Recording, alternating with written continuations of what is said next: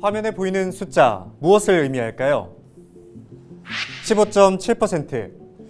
요즘 한국 사회를 표현할 때 자주 등장하는 고령화율입니다. 고령화율은 전체 인구 중에 만 65세 이상 인구가 차지하는 비율인데요.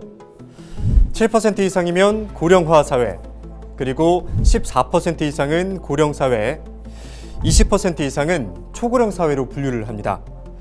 우리나라는 오는 2025년 초고령 사회에 진입할 것으로 예상이 됩니다. 그런데 한국은 세계에서도 가장 빠른 속도로 인구 고령화가 진행되고 있다는 사실 알고 계셨습니까?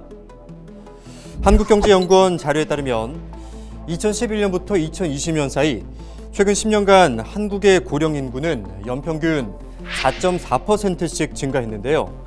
이는 OECD 평균의 약 2배가량으로 OECD 국가 중에 가장 빠른 속도입니다. 앞으로의 전망도 밝지는 않습니다. 2020년 기준 한국의 고령화율은 OECD 국가 중에 29위였지만 2048년 고령화율이 37%를 넘어서면서 OECD 국가 중에 1위가 될 것으로 예상을 하고 있습니다. 그 말은 국민 3명 중에 1명이 노인인 사회가 된다는 건데요. 특히 한국은 고령화 속도도 빠르지만 노인 빈곤율도 높은 것으로 나타났습니다. 한국의 노인 빈곤율은 2018년 기준 43.4%인데요. OECD 평균인 14.8%의 약 3배가량으로 OECD 국가 중에 가장 높습니다. 만약에 이렇게 된다면 노인을 부양해야 하는 사회적인 부담도 아무래도 커질 수밖에 없는데요. 화면에 보이는 게 2019년 기준 한국의 인구 피라미드 모습입니다. 가운데층에 인구가 몰려있는 모습을 확인할 수가 있는데요. 다음은 2022년 기준 45년 뒤 인구 피라미드의 모습입니다.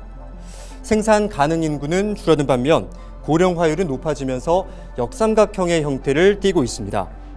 생산 가능 인구 100명당 고령 인구 수를 나타내는 노년 부양비를 살펴보면 이 2019년에는 20.4명이었지만 2067년에는 이보다 5배 늘어난 102.4명이 될 것으로 예상이 됩니다. 그러니까 2019년에는 생산 가능 인구 5명이 노인 1명을 부양하는 사회였다면 2067년에는 이 비율이 1대1이 되는 겁니다. 인구 고령화는 이미 빠르게 진행되고 있습니다.